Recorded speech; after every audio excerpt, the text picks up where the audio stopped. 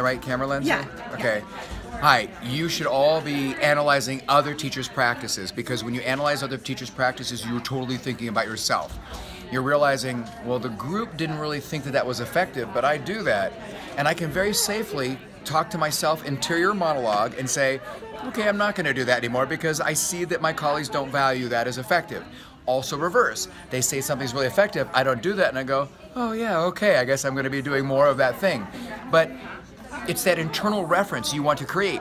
If you don't do hypotheticals and scenarios where you analyze other people's work, you're not fortified, you're not fully dimensionalized with other possibilities of everybody else's opinion. You only have what's off the top of your head at the moment, and that impulsive, in the urgency of the moment, decision is usually not always, well, it's probably not the most effective decision. So I would suggest get dimensionalized. Ask each other, what would you do? What would you do? What would you do?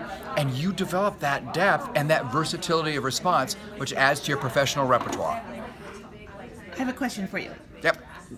We're going into classrooms that have nothing to do with our own subject. So like we go to the music teacher's room, we might go in the shop, we might go to math room, we're a social studies teacher. Do you think there's value in that? I think there's value in one subject teacher going to a completely different discipline, because over familiarity and you cannot see things as clearly. But from your outside objective view, it's a very different thing. You can also develop almost a sense of empathy as a student that's not really your expertise area, looking at somebody else and how they teach. But there are certain pedagogical principles that are universal. So, for example, I noticed that she was building prior knowledge before she taught the new thing that she wanted to stick. And wow, that works so well in science. I wonder how that would work in English. Well, in science, I saw quantitative, qualitative analysis. I wonder if I can do quantitative and qualitative analysis with poetry analysis in my language arts class. It turns out we get such a vitality and such a spark of creativity and divergent thinking by witnessing other people's classes. Here's the problem, though.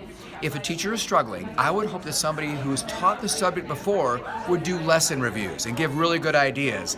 Like, first make sure the science is correct, the math is correct, the music is correct. That's great. And if you have that background, that expertise, you're able to see a versatility and maybe add some suggestions that people outside the field or discipline wouldn't necessarily have at their mental fingertips. So it's still positive to have different subject teachers see them, but when you're really doing lesson review and maybe evaluation of teacher, it should be done by somebody who's taught the thing before.